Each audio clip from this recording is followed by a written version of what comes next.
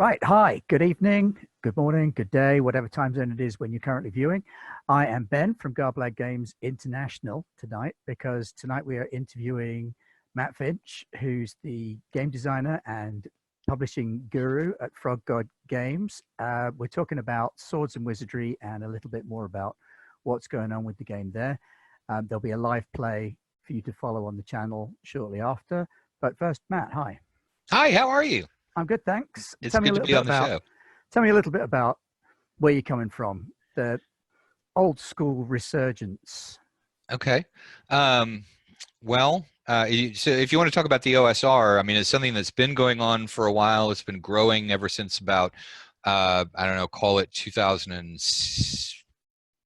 really about 2000 was when the forums started getting set up, and then the internet started drawing people together who played out of print, mainly D&D, the Traveler and a few others there. But you know, so, and it's been, you know, it's built from that community, and I think around 2006 it started the OSR thing started being applied more to publishers than to the community.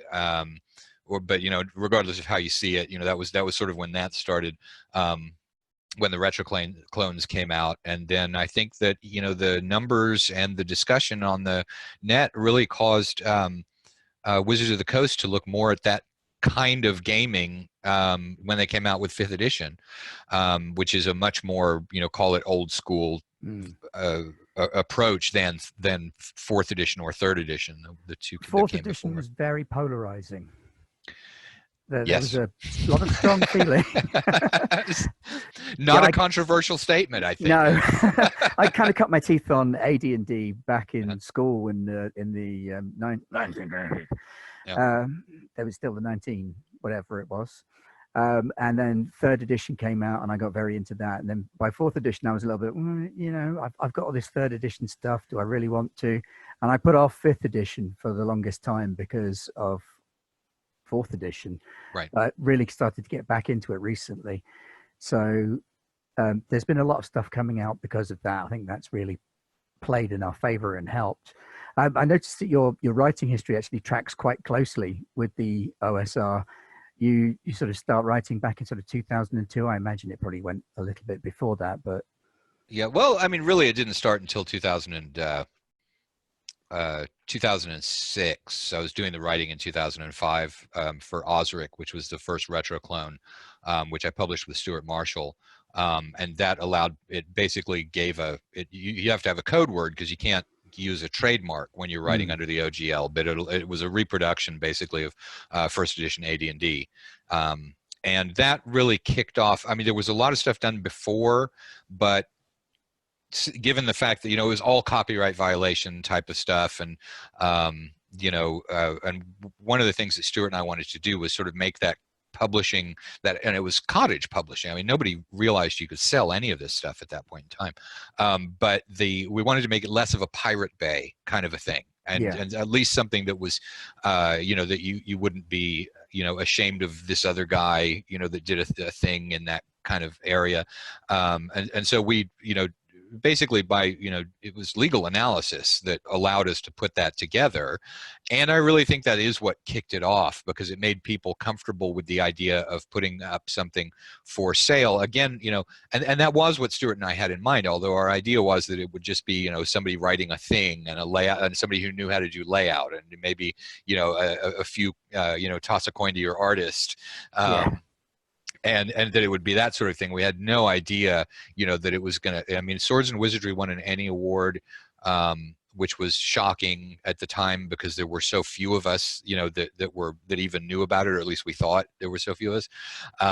And now, you know, the Annies are racking up for people who are, you know, identified as OSR publishers. So, yes, I've noticed that actually. The NEs have been really sort of focusing in on OSR and smaller publishers rather than the big games so much. So what are your views there? What are you thinking? Well, I mean, I'm not really, I mean, I don't go to Gen Con.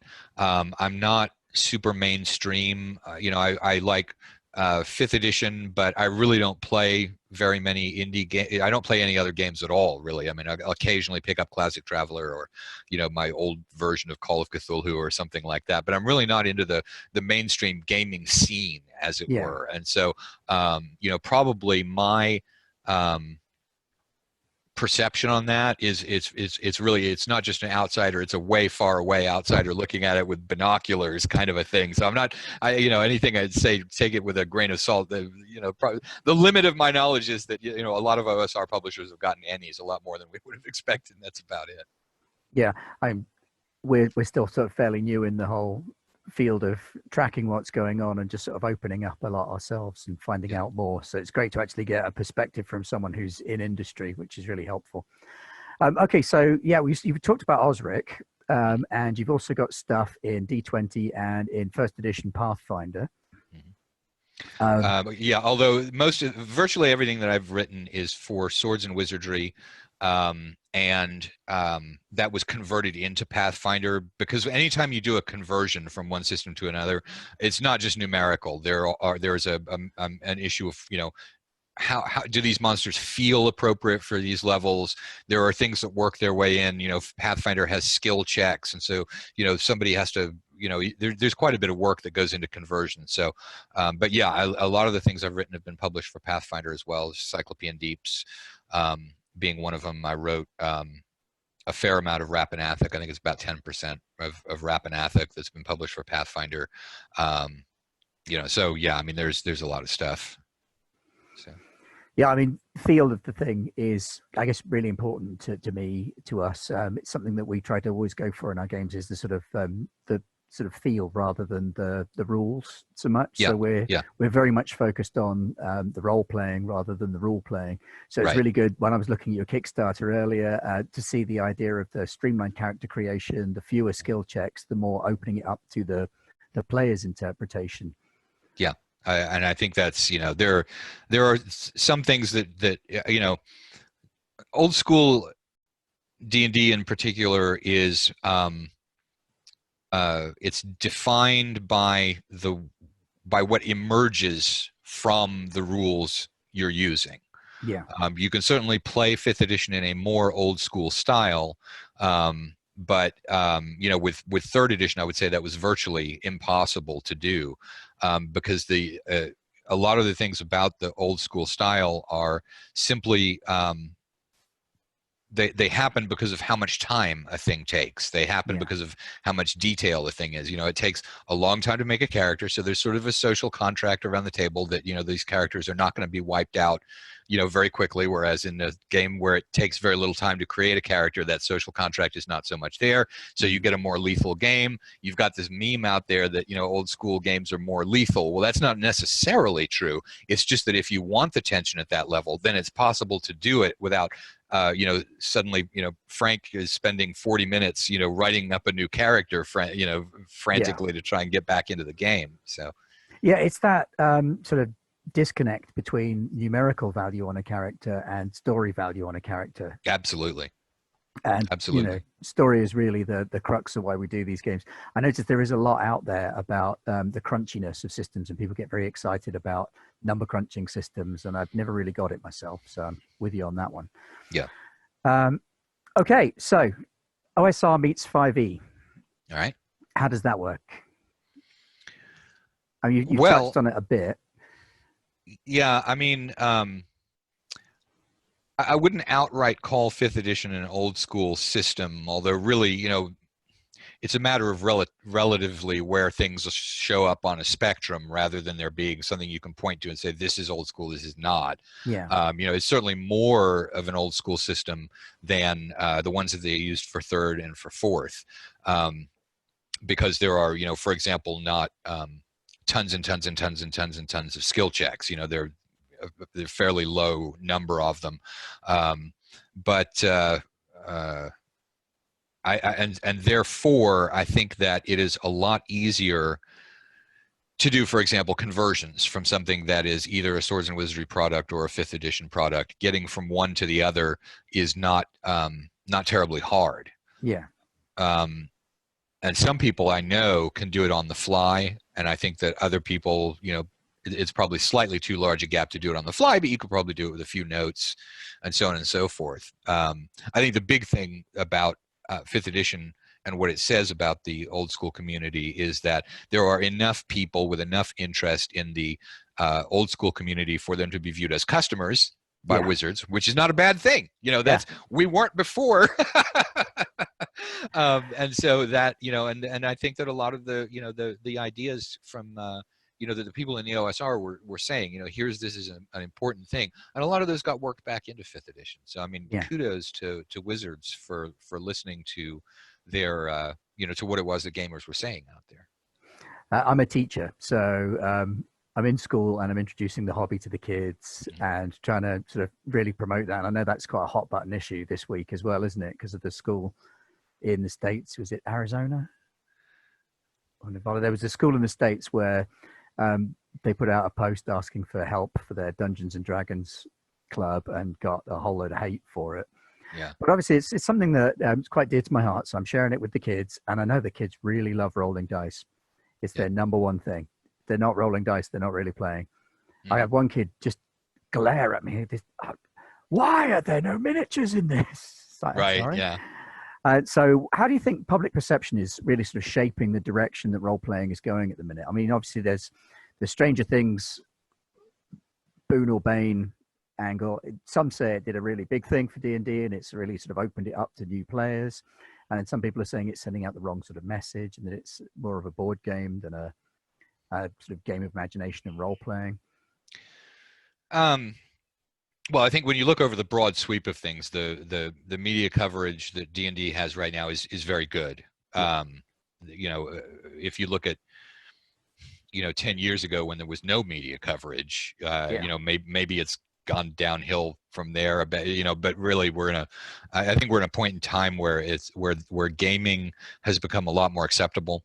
And I think that tabletop gaming in particular is a very, very good thing for kids for various reasons. If for nothing else, to teach them how face-to-face conversation works in a world where people mainly pretty much are either speaking over a wireless connection or even typing texts back and forth, that it's a useful social skill, in addition to the things that used to be claimed for it, like it helps with math, which of course it does, and there are a lot of other benefits, but really in today's world I think the social aspects of it are maybe the most important. Yeah, 100%. I mean, we actually have one group of kids who have a number of sort of social and emotional issues who are playing Dungeons and Dragons and really actually growing as people and learning and developing turn taking and stuff like that. So that's really, really important to us. But I'm going off on to my sort of bailiwick, and we're here to talk about you and yours. So, okay, that's fine. I'm willing to talk in anyone's bailiwick. No, that's cool. So let's talk about the Kickstarter then. Okay. Is it a reprint of Swords and Magic, or is it just an update? It's well, Swords and Wizardry has always been. We've always given it away free as a PDF. We published what we have in stock right now is a hardback single book, and we don't make changes from one version to the other, because what it is that I rewrote the rules of original D&D right up to the point where suddenly Advanced D&D came out. So it's almost, it's very much like Advanced D&D, only it's built on a core framework of fewer rules. A lot of things are more streamlined. There's a lot less detail, and so trying to change it would be stupid and counterproductive, because it's already a copy of something that existed out there, and that being that it's in the past, it is not changing. So we don't do later editions of the thing. So what this is, we've started running out of the books, and we just said to ourselves, okay, well, let's we're going to have to either just reprint this thing exactly like it is, which would be obviously the least costly approach to it, because you wouldn't have any layout or anything like that. But we decided that what we wanted to do was for this iteration of releasing rules, we wanted to put it in a box We wanted to use a digest size box, which is the the sort of small size that it came in originally. That we were going to come out with supplements to it. Those supplements being house rule type of things and monsters, and that we'll do a steady stream of those coming out after the Kickstarter. But really, it's just it's a fun, cool thing to do. A printing where it's in a box and there are dice in there, and you can shake the box and hear the dice rattle around, and you know that what you've got there is a game. And so that was sort of the idea there. Well, it's been really successful. You're past 500% and galloping up on 600%, and you've still got a bit of time to go. So Yep. your stretch goals, you've hit 13 out of the 16 that are advertised already. So that's going really, really well. Yeah. Um, And we're wickedly making fun of our CEO, who was his prediction on the entire amount of the Kickstarter was that it would raise $40,000, and we hit that within the first 24 hours. And so it's lovely for everyone else in the company, to have the chance to be like, yeah, you were wrong. Yeah, and not only that, but you were wrong. So. I got to admit, I have a sick addiction to Kickstarter. I occasionally have to drag myself away because otherwise I'd just be on there all day, every day, just backing and backing and backing. And I'd run out of money and be destitute and homeless, but I'd have backloads of games and my family would be most upset with me. So, that's really great going. Real congratulations there. What made you pick Kickstarter as your platform? Well, I mean, at this point, it's largely by default because we used Kickstarter back when it was a relatively new thing. It's always done pretty well for what it does is it increases sales is the real reason for it, just because people who are on Kickstarter learn about things through Kickstarter, whereas if you are taking pre-orders for a book you're going to print or just selling a book that you have printed, you're going to be seen a lot less by people. So I mean, that's it's sort of habit. There aren't any funding platforms that I know of that would work as well for us as Kickstarter does, at least at this point. Okay, so it sort of takes it out of the sort of small community and puts it into a slightly larger context. Yeah. You get access to more people. Pretty sensible. I have been asked to ask you one important question. Are you actually an amphibian deity? I guess guilty. I was one of the people who founded Frog God Games back in, I think it was 2010, when we had two things. We had an enormous book manuscript from Greg Vaughn that was his Pathfinder. It was Pathfinder arc called Slumbering Czar. And we had Swords and Wizardry, and we put those two things together, and that's why we've always had, the fan base of both the Pathfinder and the Swords and Wizardry group, and now we've got the 5th edition audience, which I think is there are a lot of the Pathfinder people who switched over to 5th edition. We haven't moved on to 2nd edition Pathfinder because as far as we can tell, the vast majority of our fans have stuck with 1st edition Pathfinder, or at least are still playing it. Yeah, from what I understand, 2nd edition Pathfinder has gone sort of a 3rd ed D&D kind of route with an increased amount of sort of numerical skill checky. That's I think I've heard a bunch of different opinions on it, whether it's more or less numerical, and when people don't seem to really be able to decide whether it's more or less. I think, they're looking at different parts of the game. It's a little bit hard to figure where that goes. But I do know that the migration from 1st edition to 2nd edition Pathfinder has certainly not been universal. There are a lot of people who still want to see things in 1st edition Pathfinder, and that's a huge amount of our fan base. So that is one of the difficult things with role-playing games, isn't it? Once you start investing and you invest and you invest and you invest, and you can that whole shelf. Yep. There's another one above it that goes off screen. Once you've sunk that kind of resource into something, you tend to get quite clingy to it, and you want to stick with the thing that you know. And sometimes a new edition can feel almost like you're being cheated a little bit. Yeah, it does. Well, I mean, it does, and especially since in industry inside knowledge, that's probably an open secret, is that when you publish rules, you get quite a bit of profit. A lot of people will buy a rule system, and so if and with Swords and Wizardry, we haven't run into that at all because we don't do new editions of it. But I think you're absolutely right that a lot of people, when a new edition comes out, there's at least the question in their mind of, is this just a cash grab? But on the other hand, look at the differences between 4th edition D&D and 5th edition D&D. I mean, it's an entirely reconstructed game. Absolutely. It's obvious that it's not a cash grab. They wanted to refigure, what the game was all about. And so, but there's always the little question in your mind: is this new edition? What caused this new edition? So I think that's what held me off for a year or two on getting into 5th ed was having seen 4th ed come and it coming almost so quickly after it. I did look at it as a bit of a cash grab at first, so it took me a while. I've come around since. I've been running a 5th edition D&D game for a year now, and that's going really well. Where's the Frog God name come from? I got to know. I love role-playing studios and the ways they come up with names, and there's always like an in-joke or a little story behind it. Has it got anything to do with bullywugs? No, I don't think so, and I'm not sure that I've got the whole story. Our CEO Bill Webb was Sathaga on the Necromancer forums, and he was one of the founders of Necromancer, which is now a subsidiary of Frog God.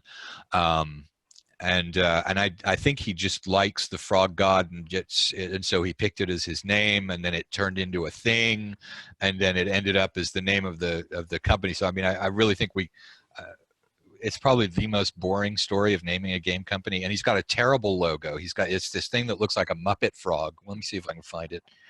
It's not in any of the books, but I'm going to complain about this logo because he refuses to change it because he absolutely loves it, and I want to register, my dislike for this logo right here, which I think looks like a Muppet.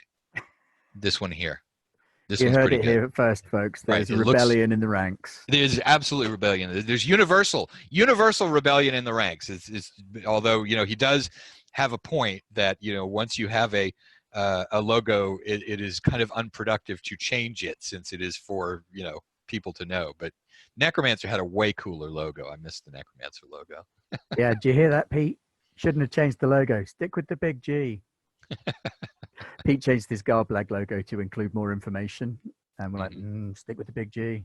Yeah, nice and definitive. It's a valid point. It's a valid point.